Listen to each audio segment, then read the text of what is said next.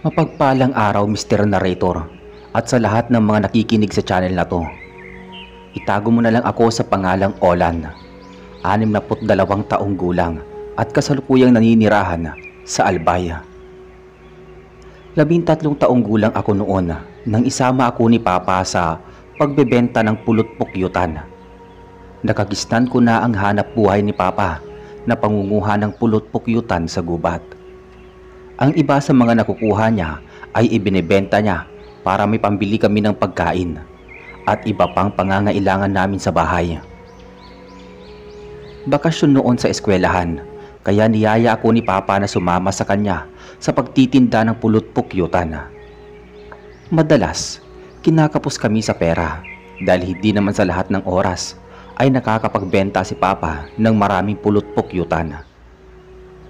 Sa tuwing umaalis si Papa ay palagi ko siyang nakikita na may isang bagay na palagi niyang dinadala. Isang napakatalas na patalim at kumikinang ang talim nito kapag tinatamaan ng sinag ng araw. Alaga ni Papa sa paghahasa ang patalim na yun. May ginawang lalagyan ng patalim si Papa at ito ay isang makapal na balat na kasing haba din ng patalim. Inilalagay niya ito sa kanyang bewang sa tuwing kami ay umaalis. Isang araw ay naglakas loob ako tinanong si Papa kung bakit palagi siyang may dalang kutsilyo sa tuwing umaalis siya, pati na ng itak. Ang tanging tugon niya ay para may panlaban siya sa masasamang elemento. Hindi ko maunawaan ang kanyang sinasabi, ngunit nagkibit balikat na lang ako. Sa wakas, paalis na kami ni Papa para dumayo sa iba't ibang bayan. Bitbit ko ang isang basket na may lamang pagkain namin ni Papa. Sa buong maghapon na pagbiyahe namin papunta sa karatig na probinsya. Bagamat mabigat ang 20 bote ng pulot-pukyutan na pasan-pasan ko, masaya ako na maging bahagi ng pagtitinda ni Papa sa mga oras na yon. Makakapamasyal pa ako sa ibang lugar at higit sa lahat, makakasakay ako sa barko na dati ko pang pangarap. Namimilog ang mga mata ko nang sumakay na kami ng bus papunta sa Pantalan. May 3 oras daw na biyahe sa bus papunta sa Pantalan. Nakangiti kong pinagmamasdan ang magagandang tanawin sa labas ng bintana ng bus. Madaling araw pa lang noon kaya nakatulog sa upuan si Papa. Nakaramdam ako ng awa sa kanya. Habang pinagmamasdan ko siyang natutulog, ramdam ko na hirap din siya sa paghahanap buhay. Maitaguyod lang kami 5 magkakapatid. Ganon din si Mama dahil sa hirap ng buhay at madalas na kinakapos kami sa pera. Nakiki-extra siya sa paglalaba sa mga may kayang tao sa bayan namin. Kahit may sakit si Mama ay pinipilit pa rin niyang magtrabaho para may ipambili lang kami ng pagkain sa araw-araw. Dahan-dahan kong hinalikan ang noo ni Papay. Pinangako ko sa aking sarili na balang araw, iaahon ko ang aking pamilya sa kahirapan. Maya-maya pa sa wakas ay nakarating na din kami sa Pantalan pagkatapos ng 3 oras na biyahe. Marami ng tao ang nakapila para kumuha ng tiket at ang iba sa kanila ay naguunahan para makasakay sa barko. Hindi nagtagal ay nakakuha na rin si Papa ng tiket. Binuhat ko na ulit ang mga daladala kong pulot-pukyutan at sumunod kay Papa sa pag-akyat sa barko. Nakahinga lang ako ng maluwag nang nakaupo na kaming mag-ama sa barko. Nagpaalam ako kay Papa na titingin lang sa gilid ng barko. Naiinganyo akong pagmasdan ang karagatan. Napakalamig ng hangin sa umagang yun. Ipinikit ko ang aking mga mata upang damhin ang tunog ng paghampas ng alon sa dalampasigan. Mula sa kinatatayuan ko ay bigla kong nagulat nang marinig ko ang boses ng isang babae. Nang magmulat ako ng mga mata ay nakita ko ang isang babae. Nakangiti niya akong tinanong kung kasama ba ako ng nagtitinda ng pulot-pukyutan. Bumili ng isang boteng pulot-pukyutan ang babae. May hika daw ang kanyang anak kaya kailangan niyang painumin ito. Nang marinig ni Papa ang sinabi ng babae ay tinuruan pa niya ito na mag-ihaw ng butiki pagkatapos ay dikdikin para ipakain sa anak. Ayon kay Papa ay hikain din siya noong maliit pa siya.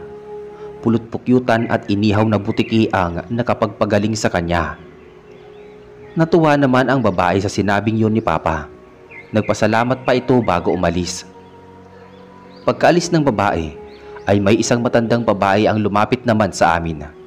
Ayon sa kanya ay narinig niya ang naging pag-uusap ni na Papa at ng naturang babae. Kung totoo na gamot sa hika ang inihaw na butiki at pulot-pukyutan ay bibilihin niya lahat ng paninda namin. Nagulat si Papa sa sinabi ng matandang babae. Ako naman ay namilog ang mga mata ko dahil sa tuwa. Naisip kong napakaswerte naman ni Papa kung bibilhin nga ito ng lahat ng tinda naming pulot-pukyutan. Nahuli ko si Papa nang nag-isip sa sinabi ng matanda. Maging ako man ay napapaisip kung totoo ba o binibiro lang siya ng babae. Narinig ko pang sinabi ng matanda kay Papa na ihahatid namin sa bahay nila ang lahat ng paninda namin. Dahil sa sinabing yun ng matanda ay palihim ko siyang pinagmasdan habang kausap pa rin ni Papa. Bagamat ngumingiti ito minsan, parang may talim ang mga mata niya kapag napapatingin sa akin. Kinakabahan ako bigla at nagduda kung tunay ba na bibilhin niya lahat ng paninda namin. Nakapagtataka pa nung sinabi nito na narinig niya ang usapan ni na Papa at ng babaeng unang bumili. Hindi ko naman siya nakita na malapit sa amin, kaya paano niya narinig ang usapan ni Papa at ng babae? Hanggang sa nakita kong umalis ang matandang babae, naiwan si Papa na nag-iisip pa rin at sinusundan ng tingin ang matanda. Ilang sandali lang ang nakalipas ay bumalik ang matandang babae. Pinakwenta kay Papa ang kabuuang halaga ng lahat ng tinda namin. Pagkatapos ay may iniabot itong pera kay Papa. Ayon sa matanda ay babayaran na niya ang kalahating halaga ng lahat ng paninda namin. Pagkahatid namin sa bahay niya ay sa kanya ibibigay ang kalahati. Hindi tinanggap ni Papa ang binibigay na pera ng matanda. Sinabi ni Papa na saka na lang bayaran ang lahat kapag maihatid na namin lahat ng pulot-pukyutan na aming dala. Subalit hindi pumayag ang matandang babae kaya inilagay nito ang pera sa palad ni Papa. Napilitan si Papa na itago ang perang binayad ng matanda sa dala niyang bag. Nang mahuli ako ni Papa na nakatingin sa kanya, ay kinawayan niya ako at inabutan ng 100 piso. Bilhin ko daw kung ano ang gusto kong kainin sa tindahan na nasa ikalawang palapag ng barko. Tuwang-tuwa ko nga inabot ang pera at nagpasalamat kay Papa. Nagmamadali akong umakyat sa ikalawang palapag ng barko para bumili ng magustuhan kong pagkain. Ilang hakbang na lang ay malapit na ako sa tindahan. Maraming tao sa ikalawang palapag ng barko. Ang iba ay natutulog habang ang iba naman ay kumakain. Mula sa kinatatayuan ko ay napadako ang paningin ko sa isang sulok ng barko. Nagulat ako nang makita kong nag-uusap ang matandang babae na bumili ng pulot-pukyutan at yung unang babaeng bumili sa amin. Napakunot noo ako kung ano ang pinag-uusapan nila. Tila seryoso sila at patingin-tingin pa sa paligid na parabang ayaw nilang may makarinig sa kanilang pinag-uusapan. Hindi ko maunawaan ang nararamdaman ko. Parang gusto ko pa silang mapagmasdan mula sa malayo. Naupo ako sa isang likuran ng dalawang mag-asawa, kaya hindi agad nila ako mapapansin na pinagmamasdan ko silang nag-uusap. Hanggang sa nakita ko na naghiwalay na ang dalawa. Bumaba sa unang palapag ang babae, habang naghanap naman ng mauupuan ang matanda. Nagmamadali akong bumili ng tig-isang biskwit at soft drinks. Pagkatapos ay bumaba na ako para puntahan si Papa. Nahinto ako sa paglalakad nang makita ko nga kausap ni Papa ang babaeng unang bumili ng pulot-pukyutan. May inabot itong pagkain kay Papa. na nakabalot sa dahon ng saging. Sinadya kong bungguin si Papa nang makalapit na ako, kaya nalaglag at natapon sa sahig ang maliliit na isda na kung tawagin ay kuyog. Kitang-kita ko ang panandaliang galit sa mukha ng babae. Hindi ko alam kung namamaligmata pa ako dahil tila biglang umitim ang kanyang mga mata. Humingi ako ng pasensya ngunit ngumiti ang babae at sinabi na ayos lang. Umalis na ito at muling umakyat sa itaas. Ako naman pinulot ko ang natapon na kuyog at itinapon sa basurahan sa gilid ng barko. Napansin ko ang pag-aalinlangan sa kilos ni Papa. Gustong sabihin sa kanya na isauli na lang ang pera sa matanda. Buo na ang pasya ko na sabihin ang nakita kong pag-uusap ng matandang babae at ng unang babaeng bumili ng pulot-pukyutan. May hinala ako na magkakilala silang dalawa, ngunit hindi natuloy pa ang pagsusumbong ko dahil bumalik ulit ang matandang babae at papalapit na siya sa amin. Ayon sa matanda ay sasabihin na lang niya sa pagdaong ng barko na may susundo sa amin para dalhin kami sa bahay niya. Mauuna kami pumunta sa bahay niya dahil may kailangan pa siyang bilhin sa kabilang bayan. Nang makaalis ang matandang babae ay kinausap ko agad si Papa. Sinubukan kong kumbisihin si Papa na ibalik na lang ang pera sa matanda at sabihin na nakita kong magkausap ang dalawa. Nung akmang sasabihin ko na, nagpaalam si Papa na pupunta lang sa banyo. Ilang sandali ang lumipas ay nakabalik din kaagad si Papa. Saka naman nagsalita ang crew ng barko na malapit na kaming dumaong sa pantalan. Lumapit na sa amin ang matandang babae at pinaalala kay Papa na maghanda na dahil malapit na kaming bumaba. Nang makataong na ang barko sa pantalan, nakita kong magkasunod na naglakad ang matandang babae at ang kasama nito. Nalingunan ko si Papa na parang nagtaka rin kung bakit magkasama ang dalawa. Magkasunod kami ni Papa na naglakad.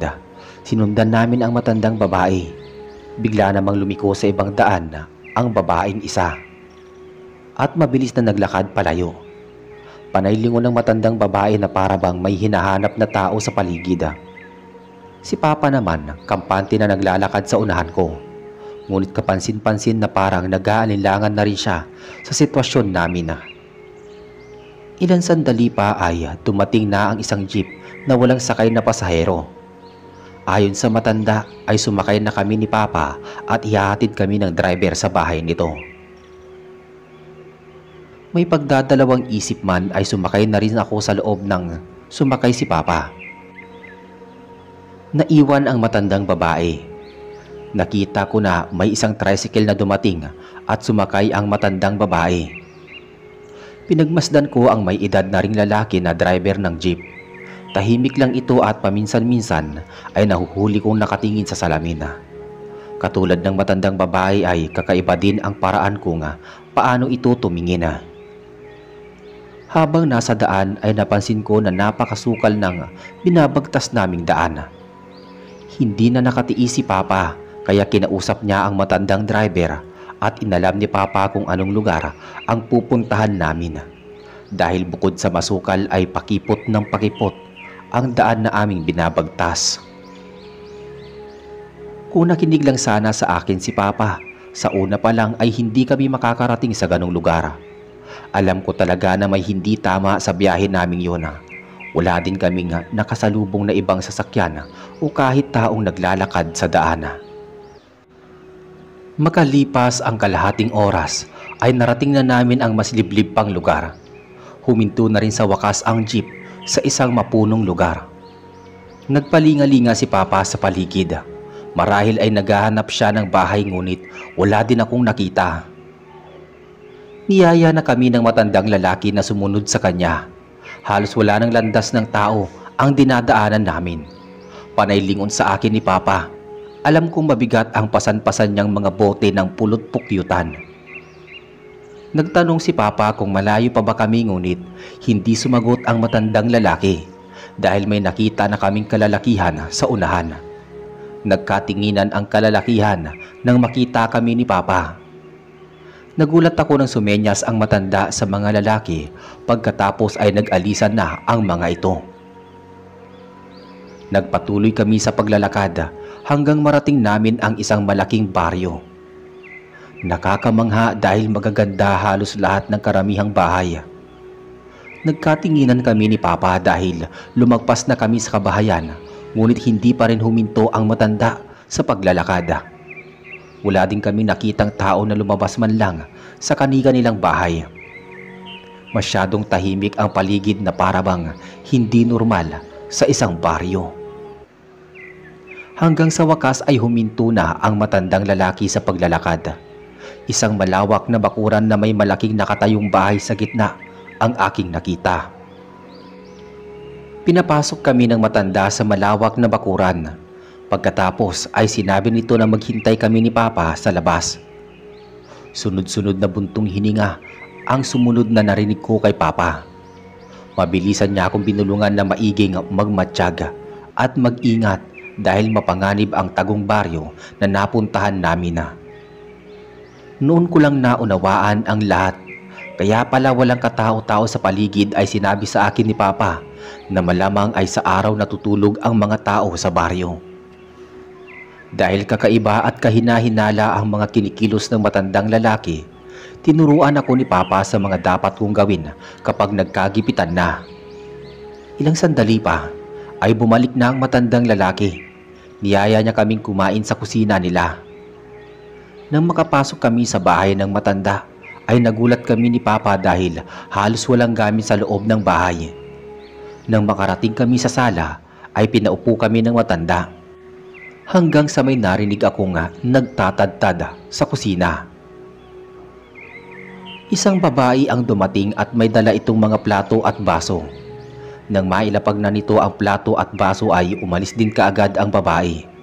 Pagkatapos ay may isa pang babae ang dumating. Tulad ng naunang babae ay maputla at kakaiba ang kinikilos ng ikalawang babae. May dala itong kaldero at kaserola. Umuusok pa at may lamang bagong lutong dinuguan. Inutusan kami ng matanda na kumain na. Umalis ang matanda at ang bili nito sa amin ay kumain kami ng marami at magpakabusog. Nakakita ng pagkakataon si Papa. May kinuha siya sa kanyang bag.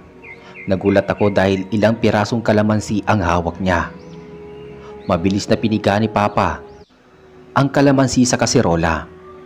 Nagtaka naman ako dahil sa kanyang ginawa. Ilang sandali ang lumipas panay titig ni Papa sa naturang kaserola. Nanlaki ang mga mata ko nang lumutang ang ibang binti ng bata sa kaserola. Halos masuka ako, ngunit pinigilan ako ni Papa. Pagkatapos ay may narinig kami mga yabag na paparating. Mabilis na dinampot ni Papa ang balat ng kalamansi at ipinasok sa kanyang bag. Dumating na ang matandang babae. Kasunod nito ang babaeng nakasakay din namin sa barko. Hindi na nagulat pa si Papa nang makita ang dalawa. Niyaya ni Papa ang dalawa na kumain na, ngunit tuloy-tuloy lang na naglakad ang dalawa papunta sa kusina. Nagpaalam ako kay Papa na iihi lang. Hindi na niya ako napigil dahil tumayo na ako at mabilis na pumunta sa kusina. Sa bungad pa lang ng kusina ay nakalanghap na ako ng malansang amoy. Hindi nagtagal ay nakarinig ako ng mga boses na nag-uusap. Dahan-dahan akong naglakad. Mabuti na lang malaki ang kusina. Nagawa kong magtago sa likod ng mga sakong nakatambak. Naghanap ako ng butas na masisilipan. Gusto kong makita ang nagaganap sa kusina. Nakakita ako ng maliit na siwang kaya naman dahan-dahan akong sumilip. Nanlaki ang mga mata ko dahil maraming patay na tao sa kusina. May bata at matanda. Parang mga hayop lang na nakatambak ang katawan ng mga ito. Sunod kong nakita ang isang mabalahibong kamay. Nang damputin nito ang binti ng bata para tadtarin. Nanlaki pa lalo ang mga mata ko nang makita ko ang mahaba at matutulis nitong kuko. Kahit takot na ako ay gusto ko pa ring makita ang mga tao sa loob. Ngunit masyadong maliit ang butas na sinisilipan ko. dahil sa matinding takot at nanginginig na ang mga tuhod ko. Muntik na akong mawalan ng panimbanga. Biglang natahimik ang mga tao sa kusina, pagkatapos ay biglang nagkakalabugan na sa loob ng kusina. Nagmamadali na akong tumayo at tumakbo pabalik kay Papa. Naabutan ko nakatayo si Papa at palakad-lakad sa sala. Sinalubong niya ako at niyakap ng mahigpit. Dahil sa panlalamig ng katawan ko at pamumutla, alam ni Papa ang nangyari. Sumulpot bigla ang matandang babae sa likod namin. Nagulat kami ni Papa dahil hindi man lang namin narinig ang yabag ng mga paa niya. Una, tinignan ng matandang babae ang aming plato. Napakunot noo ito dahil wala man lang bawas ang aming pagkain ni Papa. Tinawag ng matanda ang isang babae at pinaligpit ang aming plato. Ni hindi man lang nito tinanong kung tapos na ba kaming kumain. Niyaya niya kami ni Papa sa isang kubo sa likod bahay. Naabutan namin doon ang matandang lalaki na nag-drive ng jeep. Nag-usap silang dalawa, pagkatapos ay umalis ang matandang babae. Hinabol agad ito ni Papa at sinabi na kukuhain na ang bayad sa mga pulot-pukyutan para kami ay makauwi na. Seryosong lumingon ang matandang babae kay Papa. Nakaramdam na ako ng matinding takot lalo pa at nakita ko ang nanlilisik na mga mata ng babae. Napaatras si Papa sa pagkagulat at takot na rin. Sabi ng matanda, bakit hindi raw makapag-antay si Papa na bayaran kami. Naglakad na ito palayo kay Papa. Pinaupo ng matandang driver si Papa sa harapan nito. Humingi ito ng pasensya sa ginawa ng kapatid niya. Nagulat ako dahil akala ko talaga mag-asawa sila. Lumipas ang ilang oras ngunit hindi pa rin nagpapakita sa amin ang matandang babae. Alam kong nagsisisi si Papa sa kanyang naging desisyon na sumama sa bahay ng matandang babae. Dahil sa kalahati pa lang ang ibinibigay na bayad ng matandang babae, malaking pagkalugi kapag hindi kinuha ni Papa ang kalahati. Ngunit naubos na ang pasensya ni Papa, kaya nagpaalam na sa matandang lalaki na aalis na kami.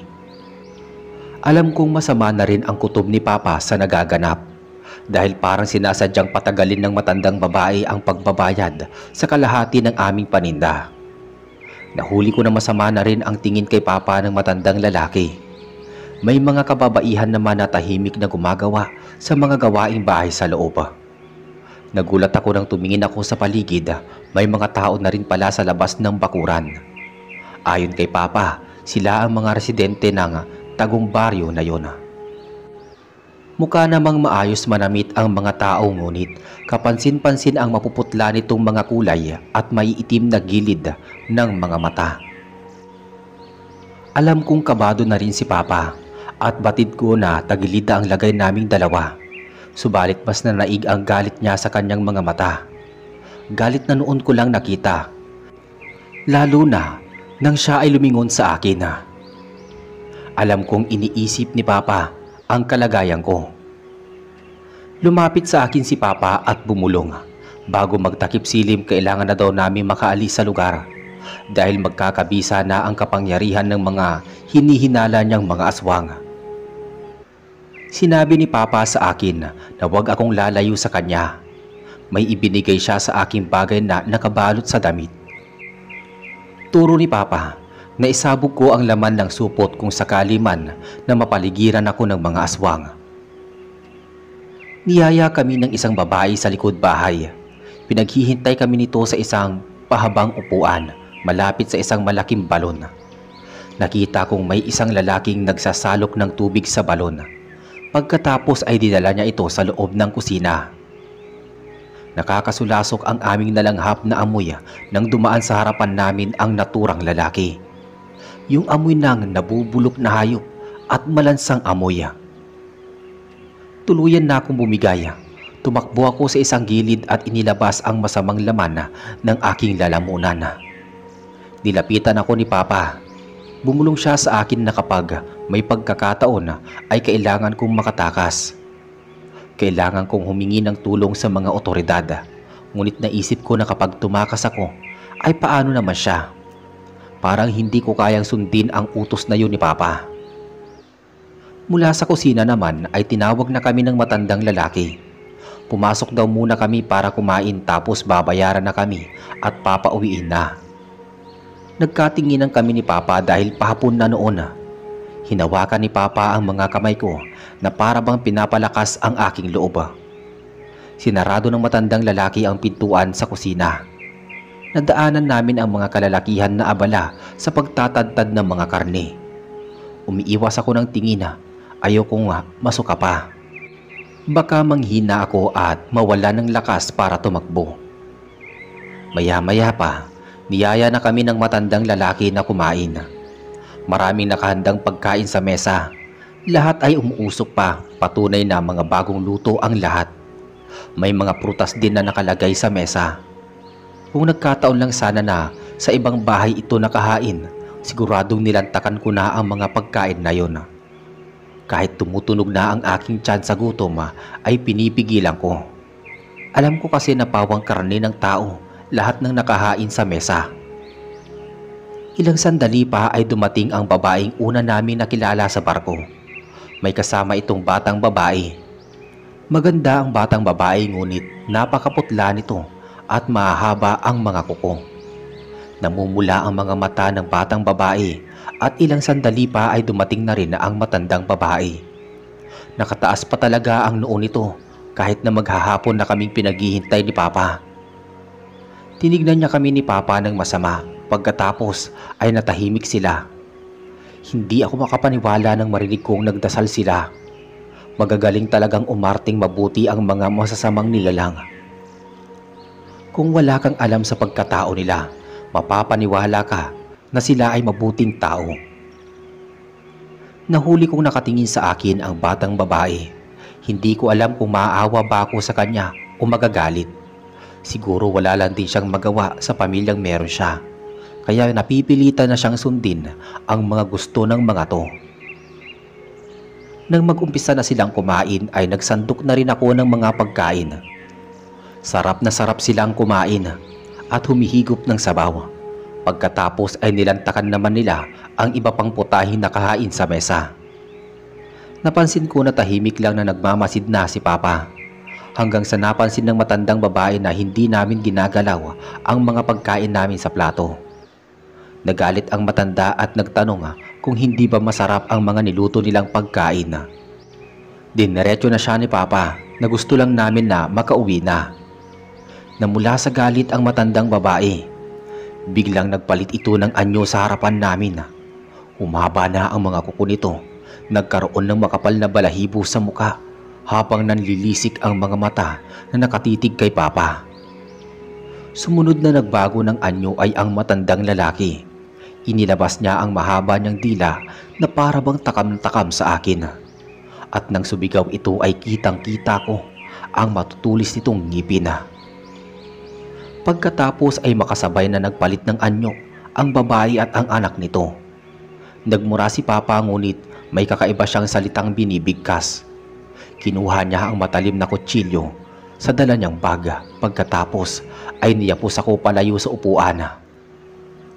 Hinarangan ni Papa ng mga upuan ang daanan papunta sa akin.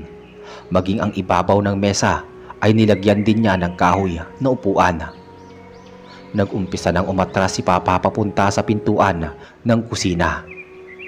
Galit na sumusugod sa amin ang matandang aswang na babae. Kakainin daw niya ako sa harapan ni Papa. Galit na nakipagbuno si Papa sa aswang. Pinaghampas niya ang mga upuan sa mga aswang. At nang makorner na kami sa gilid ay pinag-uundayan ni Papa ng patalim ang pamilya nito. Sa wakas ay nabuksan na ni Papa ang pintuan. Nagmamadali niya na akong pinalabas. Alam kong pagtutulungan nila si Papa, kaya naghanap ako ng armas. Ililigtas ko si Papa. Hanggang sa may nakita kong mga galon na may lamang likido. Alam ko nga mga gasolina ang mga yon. May naisip akong paraan para lipulin ang mga salot na aswang. Ngunit nagulat ako nang may nagsalita sa aking likuran. Kitang-kita ko ang mahabang kuko ng batang babae. Lumapit siya sa akin at wag daw akong matakot sa kanya. Hindi ako makapaniwala na umiiyak siya. Ililigtas ko daw si Papa. at siya ang bahala. Inutusan ako ng bata na gawin ko siyang bihag para mabawi ko si Papa. Tinuruan niya ako sa mga dapat kong gawin at ayon pa sa batang aswang ay hindi niya nakaya ang kasamaan ng kanyang pamilya at mga kababaryo. Nang ilibot ko ang paningin sa paligid, napakadami palang aswang sa paligid ng bahay. Tulad ng utos ng bata ay agad ko siyang sinunggaban at sinabi ko sa lahat na tatapusin ko ang buhay ng bata kung hindi nila palalabasin ng buhay ang aking ama. Bitbit ang galon ng gasolina at dahan-dahan kami pumasok sa loob ng kusina. Nalingunan ko si Papa na buhay pa. Napaliligiran siya ng 3 aswang sa dulo ng mesa. Sinipulan ko si Papa, tanda na may iba akong plano. Sumenya siya sa akin na tumakas na, ngunit hawak-hawak ko ang batang babae na noon ay umiiyak na sa takot. Lumapit ako kay Papa. Binulong ko sa kanya ang plano namin ng aswang na bata at sinabi ko sa kanya na sabay kaming tatakas. Nagwala sa galit ang mag-anak nang makitang bihag ko ang batang aswang. May kutsilyong nakatutok sa leeg ng bata at kapag nagkataon na ay mapapaaga ang pamamaalam nito sa mundo. Binantaan ko sila na tatapusin ko ang buhay ng bata kapag hindi kami hinayaang makalabas ni Papa. Panay iyak at pagmamakaawa ng batang babae na gusto pa niyang mabuhay. Nakikipag-usap siya sa mga lolo at lola niya na paalisin ang mga aswang sa paligid ng kanilang bahay. Takot naman ang mag-asawang matanda. Inutusan kaagad ang mga kababaryo nilang aswang na umalis sa paligid. Samantala, umiiyak naman sa galit ang ina ng batang babae. Ngunit sa huli ay nangibabaw ang pagiging ina nito. Kaya nang makaawa sa akin na huwag sasaktan ang kanyang anak. Unti-unti na ngang nawala sa paligid ang mga aswang. Kaya dahan-dahan nang nauna si Papa palabas ng kusina. Nakasunod naman kami ng batang babae na aking bihag. Bitbit ni Papa ang ilang galon na puno ng gasolina. Dahil sa paubos na ang oras namin sa likod na bahagi ng bahay kami dumaan. Kapag sa pinakabaryo kami dumadaan, siguradong pagtutulungan kami. Mula sa pintuan ng kusina ay nagmamadaling binuhusan ni Papa ng gasolina ang daan papunta sa kakahuyan. Nagtira pa ng kalahating galon ng gasolina si Papa. Nang matapos na siyang magbuhos ay saka naman niya kinuha ang posporo. Sumisigaw na nagmamakaawa ang ina ng batang aswang. Ngunit yun lang ang paraan para makatakas kami ni Papa. Sila ang nag-umpisa ng lahat kaya dapat lang na silang maparusahan. Nagliyab agad ang apoy ng hagisan ni Papa nang nakasinding palito ng posporo ang naturang daan. Hindi magawang sumunod ng pamilya ng bata. Tinanggal ko ang kutsilyong nakatutok sa leeg niya. Sinabihan ko siya na bumalik na sa kanila, ngunit sinabi niya na ihahatid niya kami para makasigurado na ligtas kaming mag-aama. Hindi makapaniwala si Papa sa kabaitan ng bata. Kahit isa itong aswang ay mas pinili nito na iligtas kami. Hindi masyadong malayo ang binagtas naming daan. Tinuro sa amin ng batang aswang ang daan para makalabas kaagad kami ng kakahuyan. Madilim na sa wakas ay narating namin ang kalsada. Nagpasalamat kami ni Papa sa batang aswang. Inaalala namin siya na baka maparusahan siya ng kanyang mga kasama. Ngumiti lang ang aswang at humingi ng pasensya sa ginawa ng kanyang kamag-anak. Ibinilin din sa amin ng batang aswang na i-report namin ni Papa sa mga pulis ang lugar nila. Ayaw daw niyang marami pang mabiktima ang kanyang mga kauri. Pinagmadali niya kaming tumakas bago pa kami maabutan ng kanyang mga kasama. Nagmamadali na kaming tumakbo ni Papa at nilisan ang nakatagong baryo na yon. Binaybay namin ang daan palabas ng bayan. Hawak-hawak pa rin ni Papa ang kanyang matalim na kutsilyo at ako'y kanya ring binigyan ng armas. Hingal kabayo ng kami ni Papa nang sa wakas ay nakita na namin ang kalsada papunta sa bayan. Lalo pa kaming natuwa nang may isang sasakyan na paparating. Ngunit hinila kaagad ako ni Papa dahil nakilala niya ang jeep na pag-aari ng matandang babae. Dire-diretso lang ang jeep papunta sa Tagum Baryo. May mga sakay itong pasahero, marahil ay mga bagong biktima na naman. Nang makalayo na ang jeep ay tumakbo na ulit kami ni Papa nang mas mabilis pa. Kailangan naming iligtas ang mga tao. Ilang minuto pa ang nakalipas ay may mga nakasalubong kaming tricycle. Pinara ni Papa ang tricycle at nagpahatid kami sa presinto. Pagkatapos naming isilaysay ni Papa ang mga nangyari, ay nagkasaka agad ng operasyon ang mga pulis upang iligtas ang mga bagong biktima. Nakiusap si Papa sa mga pulis na magpapalipas muna kami ng gabi sa presinto dahil kinabukasan pa ang biyahe ng barko papunta sa amin. Pumayag naman ang mga pulis at binigyan kami ng folding bed at pinagpahinga na. Hindi kaagad ako nakatulog dahil hinihintay kong makabalik ang mga pulis. Gusto ko makibalita sa kung anong nangyari sa mga taong bagong biktima at sa pamilya ng batang babae na tumulong sa amin ni Papa. Samantalang si Papa ay mabilis na nakatulog dahil sa pagod. Nakaramdam ako ng awa sa Papa ko. Naisip ko na sa tuwing umaalis pala siya sa amin ay palaging nasa bingit ng peligro ang kanyang buhay. 2 oras ang nakalipas nang dumating ang mga pulis. Ayon sa kanila ay nasusunog ang buong baryo nang dumating sila. May mga nakaligtas na pasahero ng jeep na nakita namin ni Papa. Ang kwento ng mga sakay ng jeep na sana ay bibiktimahin ng mga aswang, napilit silang pinalakad ng 3 aswang papunta sa baryo. Ngunit bago sila makarating sa baryo ay nakasalubong nila ang iba pang aswang. Ibinalita ng mga aswang na ang batang babaeng aswang daw ang sadyang sumunog sa iba pang kabahayan sa baryo nila. Mabilis na itinakas ng kanyang lolo at lola at kanyang ina ang bata dahil galit na galit ang mga taong baryo. May mga aswang na namatay sa sunog ngunit mas marami pa rin ang nakatakas.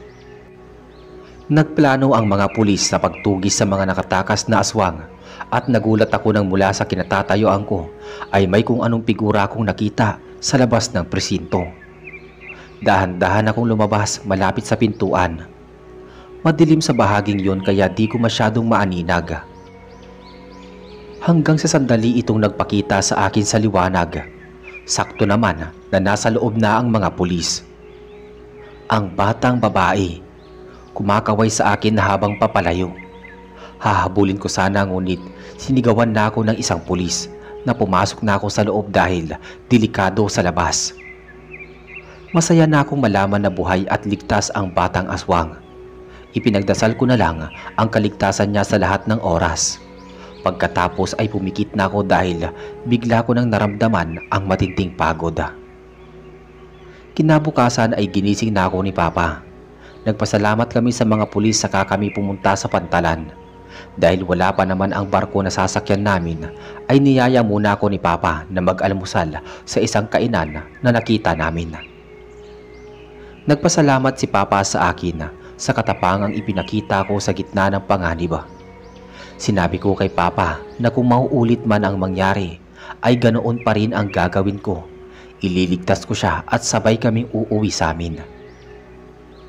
Napaiyak si Papa at niyakap ako ng mas mahigpit. Sabi ni Papa, salat man daw kami sa salapi, ngunit napakaswerte niya sa pagkakaroon ng anak na tulad ko. Masaya naming pinagsaluhan ang aming almusal noong mga oras na yon, saka kami umuwi ng ligtas sa aming tahanan.